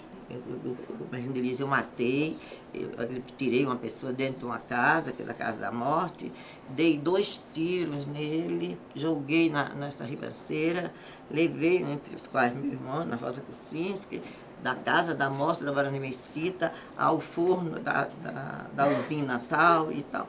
E essa pessoa não é imediatamente presa, né? Embora tivesse uma prisão domiciliar por outro crime, ela teria que ser imediatamente presa. Alguém que conta com detalhes de crimes desse tipo, confessa, né? E são crimes que não tinham sido apurados, quer dizer, não tinha... E esses crimes de desaparecidos políticos, ele permanece sem prescrição enquanto dura o desaparecimento. Isso é o crime de sequestro, é o crime permanente. Você só conta a prescrição, né, depois do que a vítima é encontrada, entendeu? Então não tem prescrição, não venham com essa história de prescrição, que não tem prescrição. Os crimes podem ser punidos. E a coisa de você de se tornar impune e virar um herói nacional, né? Porque passa a ser ouvido por todas as comissões, mas solto, indo ser ouvido, vai de lugar em lugar contando a sua história, fanfarreando sobre ela, aumentando e se vangloriando. E isso em plena Comissão da Verdade. Não é? É uma coisa que a gente... Então, eu acho que a gente, quando falamos da Comissão da Verdade, tem outra questão que é fundamental a gente discutir com relação ao movimento de anistia, que é a própria lei de anistia. Não é? Eu acho que quando a gente conversou a primeira vez, você nos perguntou, né, Luiz Eduardo, vocês estão pensando em revogar a lei de anistia? Eu disse, não, de jeito nenhum. Em nenhum momento nós pensamos em revogar uma lei que é importantíssima, importantíssima, é uma conquista. E essa lei, ela nos levou depois a vários projetos de lei, que tem reparações econômicas, que tem várias, que faz parte de um programa de justiça transicional, mas que está incompleto, né? A gente tem que reinterpretar a lei de anistia, a gente tem que garantir a sua reinterpretação autêntica, de forma que garante a gente que seja entendido nessa lei crimes conexos e crimes inafiançáveis, crimes de lesa humanidade. E se a gente não fizer isso, eu acho que a gente não vai ter o principal, é verdade, memória e justiça. Eu acho que a luta hoje por justiça é fundamental e tem que unir, eu acho, todas as diferenças, as pessoas que são progressistas nesse país, não precisam ser mais do que isso, né? E que acredita no respeito à dignidade humana, a princípios de civilidade, não podem compactuar com a não responsabilização dos autores desses crimes. Acho que não tem aqui até peguei um artigo que diz assim, da época, falando sobre o Congresso, diz, exigir esclarecimento sobre nossos mortos é uma questão de justiça, não de vingança. Aí, Rosalina Santa Cruz, mãe de Fernando Santa Cruz, 1974, cartaz do Congresso de Anistia, da Ubiraci, Terezinha Zerbini, e o nosso manifesto do nosso Congresso. E essa palavra de ordem, justiça, não é vingança, mas é fundamental, eu acho que é uma atual hoje, atualíssima. Não, o julgamento, a responsabilização dos torturadores não é a vingança, é uma questão de justiça, né? Eu só queria, para terminar, pelo menos o que eu gostaria de dizer que na PUC, como foi pedido ontem, houve ainda dois grandes eventos. Comemoração dos 10 anos de anistia e depois dos 20 anos de anistia. Dos 10 anos, eu me lembro que teve uma participação do Laurindo Leal Filho, que naquela ocasião era, eu acho que professor. Nós inauguramos uma dupla, fazendo uma espécie de apresentação do evento, e nos 20 anos de anistia eu fiz essa dupla com Alípio Freire. E dos 20 anos saiu aqui esse livro, esse caderno, onde nós decidimos homenagear 5 referências da luta pela anistia. O Enfio, o reverendo Jaime Wright, a Amada Cristina, Perseu Abramo e o Teotônio Vilela, né, que foram pessoas que, ao longo das suas vidas, a partir do momento em que começou a ditadura, em diferentes momentos, de diferentes formas, eles tiveram um papel muito destacado, né, na sustentação da luta de anistia e abertura de portas, né, para que nós pudéssemos fazer avançar pessoas inteiramente felizes. Daqui o Teotônio Vilela, que era um senador da Arena, um homem que era dono de terras, um latifundiário de Alagoas, né, e que assumiu a presidência da comissão mista, porque, como de praxe, essas presidências são assumidas pelos partidos majoritários, no caso a Arena. E ele, então, assumiu a presidência da comissão de anistia, e o que fez Teotônio Vilela veio fazer a coisa mais simples, que é ouvir os presos que estavam no Brasil. E nessa escuta, né, ele ficou absolutamente tomado pela verdade que foi se desvelando para ele. Né? Quando ele disse que não encontrei nenhum terrível homem das cavernas, não encontrei nenhum terrorista. Não, e nenhum lobo das estepes, encontrei homens justos, idealistas e tal. Então, era um latifundiário da Arena e tal. O reverendo Jaime Wright era irmão do Paulo Wright, que teve um papel absolutamente protagonista junto com Dom Paulo, fazendo uma parceria ecumênica e que teve um papel muito destacado, né, Luiz, em relação, inclusive, ao Brasil Nunca Mais, né? É isso? O Jaime, eu acho também, quando você presta um depoimento assim, você presta para a história. Então, eu acho que é bom aproveitar esses momentos. Eu conheci o Jaime Wright, ele buscando o irmão dele, o Paulo Wright. Ele tinha um pequeno escritório ali na rua 24 de Maio, que se dava na esquina do Teatro Municipal, da lateral do Teatro Municipal, e eu fui conversar com ele, e ele falou, olha, eu queria saber se você tem informações sobre o meu irmão, Paulo Wright. Eu falei, não tenho, mas posso ir atrás.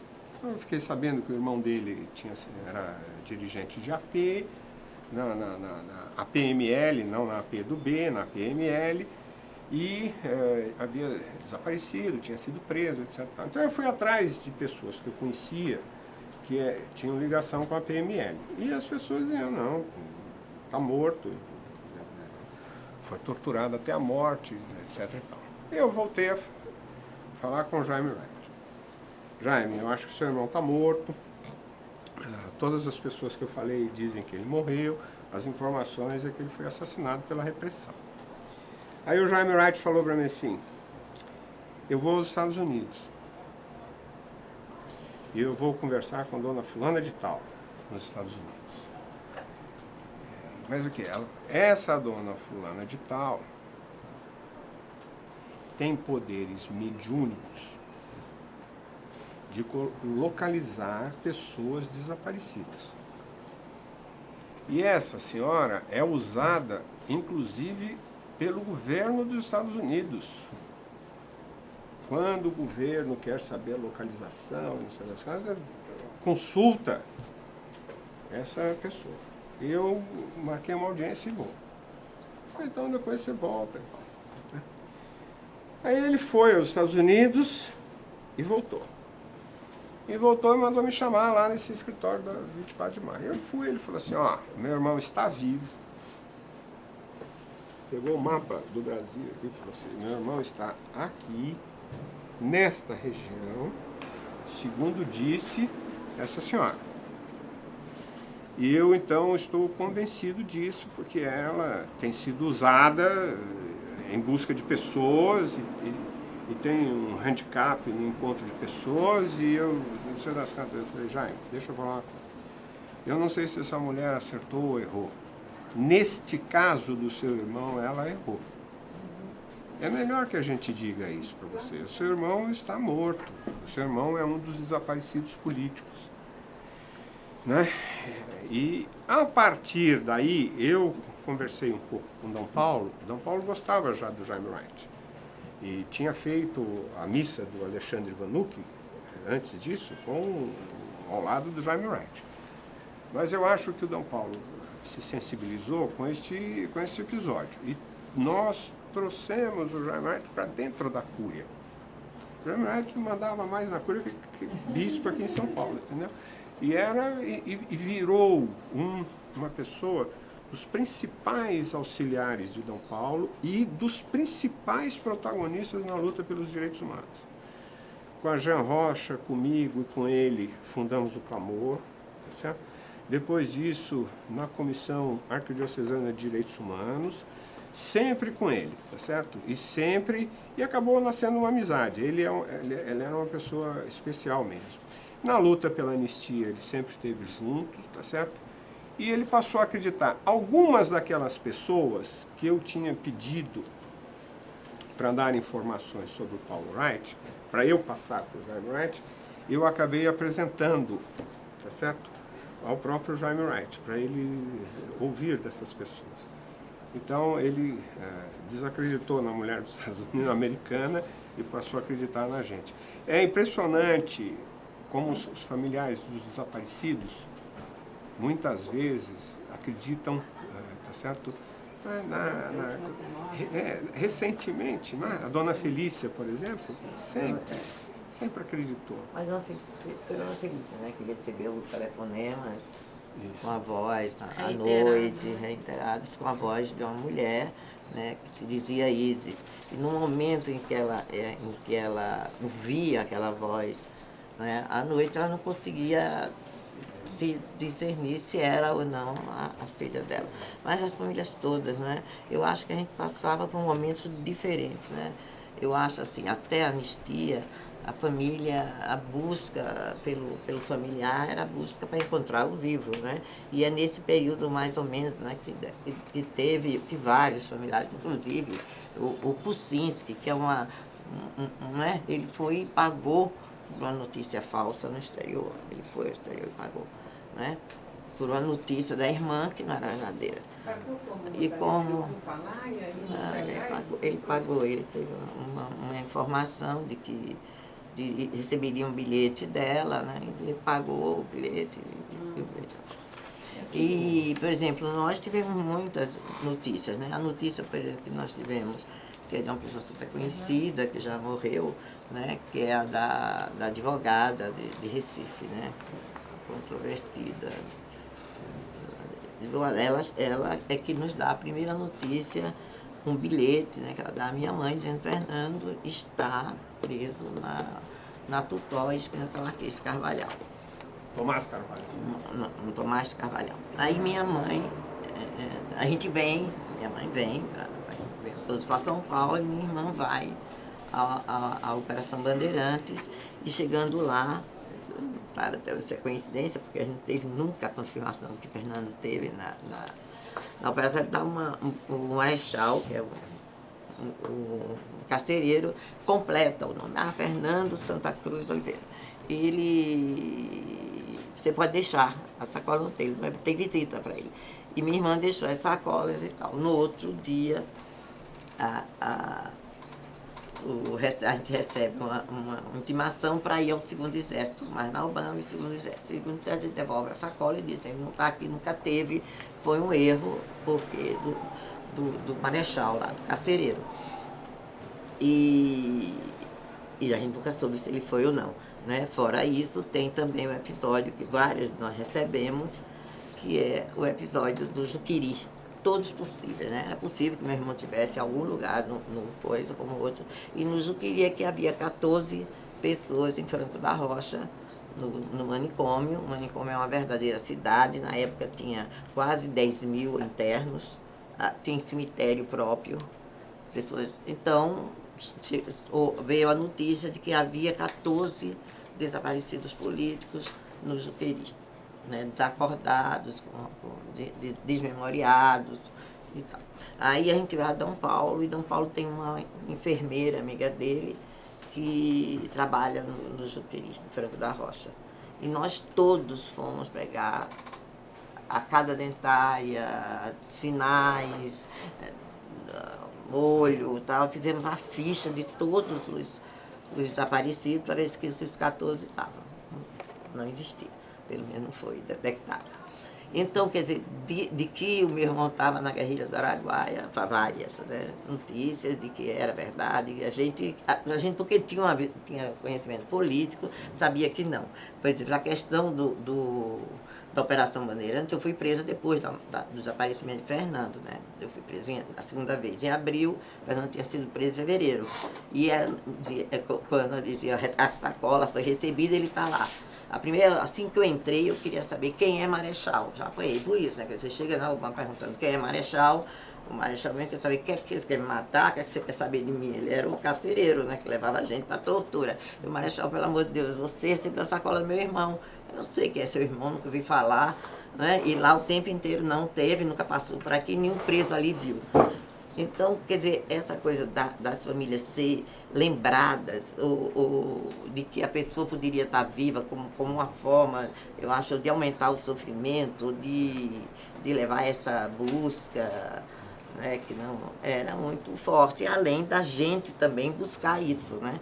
Quer dizer, nós buscávamos pistas, porque o desejo de encontrar, num determinado momento, vivo ainda, era depois era encontrar morto, né, Luiz? Aí na parte de 80, da busca dos cemitérios, era a busca para encontrar o corpo, para encontrar. Então você ia, por exemplo, nos primeiros cemitérios do Rio de Janeiro, onde se encontrou fotos, né? Tinha uma foto que aí a Fernandinha liga. Tem uma foto de Fernando que está no cemitério. Corremos todo mundo para ver a foto. Não era Fernando, né? Mas tinha barba, tinha um tamanho, tinha não sei o que tinha nas listas, né? E a gente se revezava em cemitérios, passando para os companheiros os dados dos... Aqui em Perus, a gente ficou amigo do seu Antônio, e que era o encarregado, antes de governo de Luiz Erundina, nosso, nem antes das valas de Perus, tá certo? E ele que nos deixava ver, tá certo, o registro das pessoas.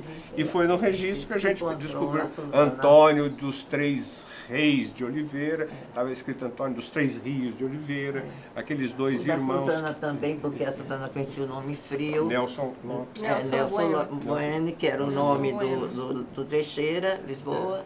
Foi assim. Foi pelo nome Frio, inclusive. E recentemente, há uns, sei lá, 10 anos atrás, eu fui a Niterói conversar com com o familiar de um dos desaparecidos da guerrilha do Araguaia, tá certo? E a luz do banheiro estava acesa.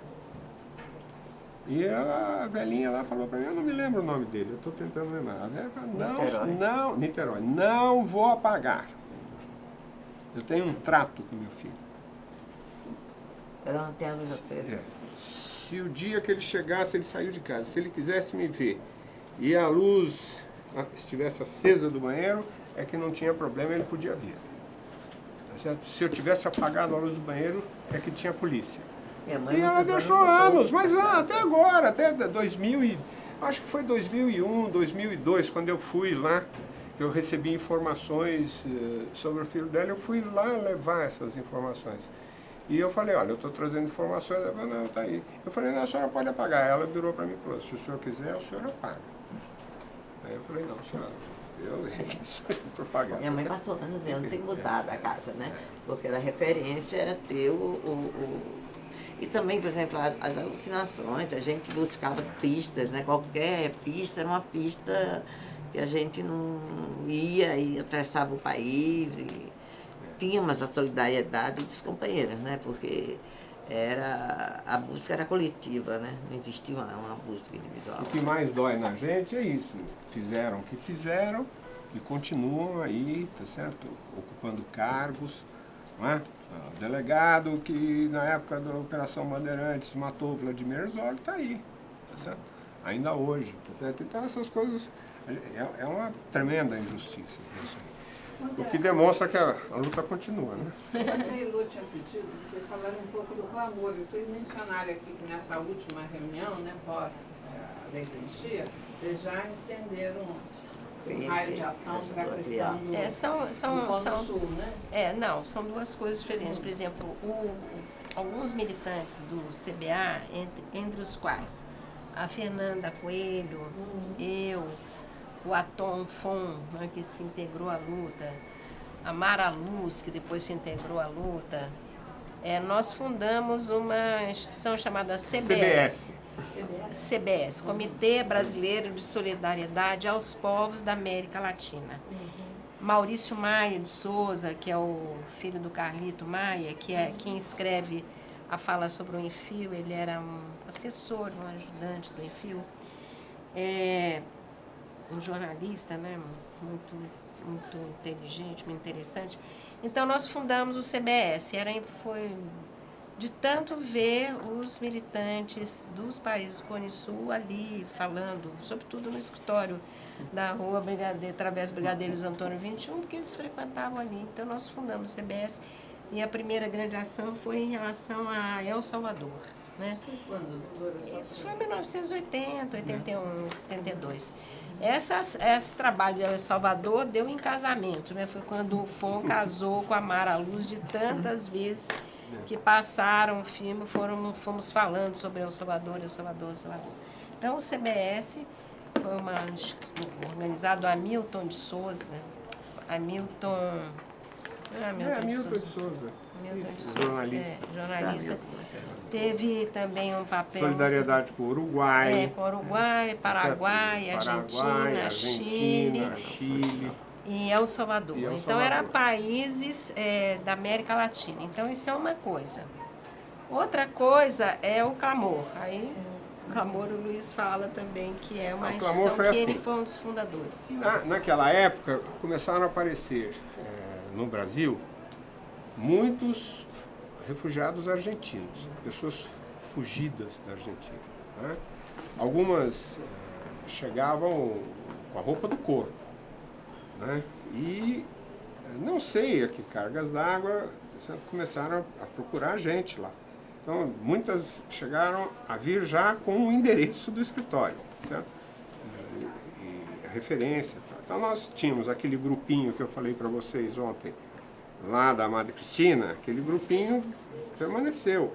Ana Maria Camargo, Pedro Pontual, né?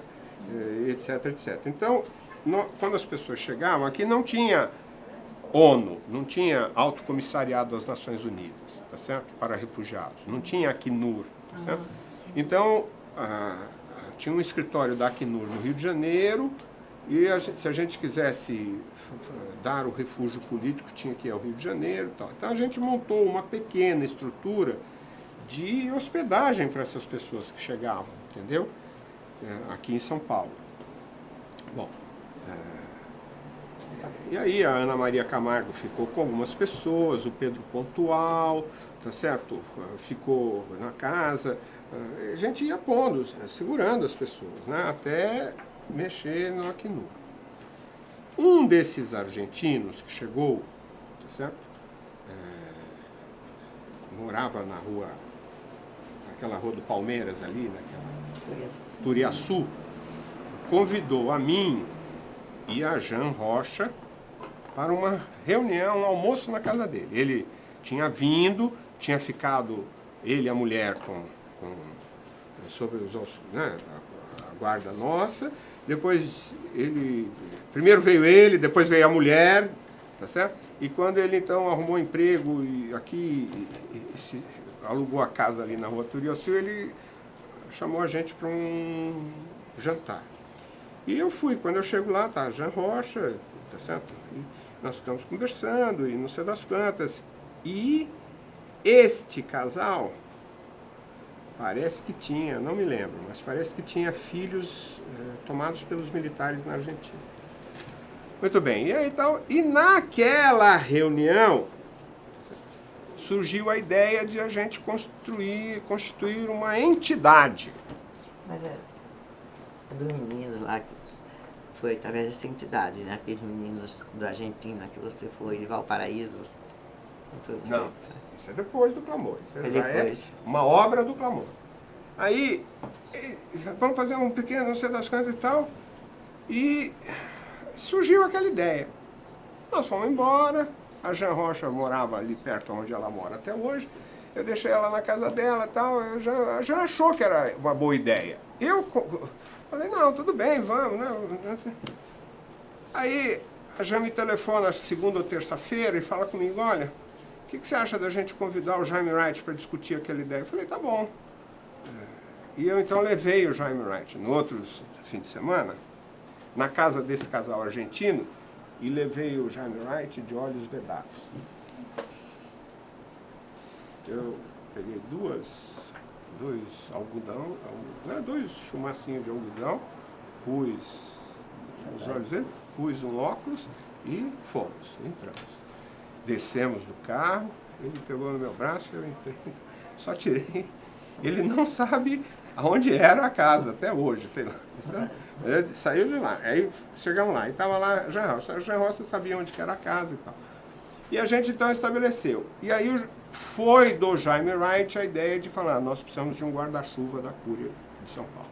A ideia nossa era fazer uma entidade meia clandestina, meia semi-clandestina, meio alguma coisa, só para dar hospedagem e hospitalidade aos refugiados, tá certo? E a ideia de falar, não, vamos pedir um guarda-chuva ao Dom Paulo, tá certo? A Cúria. Então nós fomos falar com o Dom Paulo, os três, o Jaime, a Jean Rocha e eu. E o Jaime explicou e o Dom Paulo falou assim, não, perfeitamente, eu acho importante, tá certo? E o Jaime falou assim, e o Conselho Mundial de Igrejas, Dom Paulo, pode ajudar nesse assunto. Aí o Dom Paulo falou, ótimo, então começa aqui um trabalho ecumênico, tá certo? E a gente fez. O nome clamor, tá certo? Foi dado... O padre Roberto? Não, foi dado por mim. Ah, é? É, porque eu fui ao clamor, tá certo? Porque o Jaime Wright fez... Quando você for no meu escritório, eu vou te mostrar. Teve um... Vou voltar para trás. Teve um encontro, uma atividade na Praça da Sé contra a caristia em São Paulo, há tempos atrás, tá certo? E nós tiramos uma foto que é toda a igreja de a catedral reprimida e a polícia, a tropa de choque cercando o movimento da caristia. E o Jaime Wright, tá certo? Deu uma foto para mim, que está no meu escritório, com essa foto do pessoal lá na catedral e a tropa de choque cercando, e ele pôs embaixo, ouvi os clamores do meu povo. E aí ele faz a referência bíblica, tá certo? Quando a gente começou a discutir esse nome da entidade e tal, eu me lembrei dessa foto. Falei, vamos pôr clamor. Aí clamor, clamor, clamor, clamor, ficou clamor. É clamor. Clamor, clamor. Com R. E eu fui ao presídio político, pedi para o Manuel Cirilo de Oliveira Neto, este que fez isto, fazer, tá certo? Fazer um desenho sobre o clamor. E o Manuel Cirilo fez uma vela, tá certo? Atrás de umas grades, tá certo? Então uma vela, tá certo? Atrás de umas grades, tá certo? E aí ficou clamor do Jaime Wright. O Jaime Wright era muito organizado, né? Ele já rapidamente mandou imprimir um papel, tá certo? Escrito clamor alto e uma velhinha aqui, tá certo? Ouvi os clamores do povo e a gente começou a funcionar. E esse clamor, na minha opinião, teve um grande papel, tá certo? Começou a se ligar com as madres da Praça de Maio, com as abuelas, não é? Com o Uruguai, com a Argentina, com o Chile. Mas ele foi aos países do Cone Sul. Os países do Cone Sul. Comitê Latino-Americano de Defesa dos Direitos Humanos para os países do Cone Sul. A Dodora, que está aqui, depois foi integrada ao clamor, ela participou do clamor, tá certo? Tem uma foto famosa no Colégio Santa Maria, em que você está lá, o Firmino Fecchio, o padre Roberto Grameson, a Tereza Brandão, a irmã Michael. Irmã Michael, tá certo? Vocês têm assim um registro de quantas pessoas vocês ajudaram a receber? Muitas. Nós primeiro, acho que a primeira, o clamor tem, o arquivo dele está aqui na PUC, tá certo? Entendeu? Ele foi doado. Ele foi doado aqui. A Tereza Brandão trouxe. Eu tenho, por exemplo, uns episódios que eu integrei ao clamor depois de ter saído do CBS. E eu fui representando o clamor na Venezuela. E levei à Venezuela uma fala onde eu informava sobre o trabalho do clamor na procura das crianças desaparecidas. Naquela época, nós tínhamos informação de 15 crianças desaparecidas. E quando eu contei isso lá em Caracas, era uma reunião no Chile, tinha outros latino-americanos, eles eram chilenos, não tinha venezuelanos. Não tinha outros latino-americanos. Eles ficaram absolutamente perplexos, não sabiam que havia crianças desaparecidas. Né? E a comunicação que eu fiz foi tida como tão importante que depois eles me chamaram para ir num programa de televisão. Eu não sei quem era o presidente da Venezuela nessa ocasião, não sei se era o Hugo Chávez, não sei quem era. Não era ainda, né? Mas depois, hoje em dia, a gente sabe que foram 600 as crianças desaparecidas, né, na Argentina. Então, o clamor foi uma instituição que primeiro divulgou, pelo menos em Caracas, na Venezuela, Não, em muito, formação né? sobre as crianças desaparecidas, formação específica sobre a qual não se tinha notícia. E a questão é que a gente tem no Brasil, isso não foi nunca pois é, essa abordado, questão né? não Agora, tá. nós não Temos catalogado. não temos catalogado, porque agora já estamos confirmando, né? No Araguaia, essa menina tem DNA, tudo. E o Brasil nunca nem sequer né, investigou isso.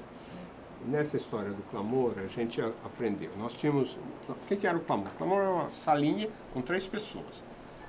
E fazíamos um boletinzinho. A gente recebia informações da Argentina, do Uruguai, do Chile. A gente fazia um boletim em português, um boletim em inglês e um boletim em castelhano. Tá certo? Então a gente aproveitava os exilados argentinos para fazer o boletim em castelhano e tal. Muito bem. Um belo dia a gente recebe uma informação. Para mim? Tá bom, pode ir. Tá bom.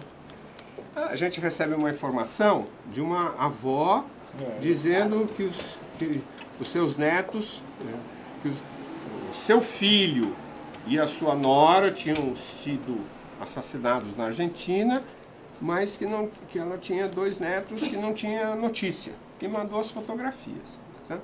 Então nós publicamos no Clamor as 2 fotografias dessas crianças. Tá certo? Procura-se essas crianças, assim. 2 meses depois, uma assistente social na Venezuela responde para nós no Clamor, fala assim, olha, eu sou assistente social, estou hoje morando na Venezuela, mas eu tenho a impressão que eu vi essas crianças no Chile, na cidade de Valparaíso, na Praça O'Higgins. Tá certo? E a gente recebeu aquilo. Tá certo? Foi emocionante. Aí ficou aquela história, o que a gente faz, não faz, e vai, não vai. Tá certo? E eu falei, nós não vamos, a gente não sabe se essa informação é verdadeira. Não é como é que uma mulher na Venezuela diz que está no Chile. Que história que é essa? O negócio está muito mal contado. Eu era, e continuo sendo muito desconfiado. Eu não vou entrar nessa história não. Tal. E o Jaime Wright falando, tem que ir. E a gente falando, não tem que ir.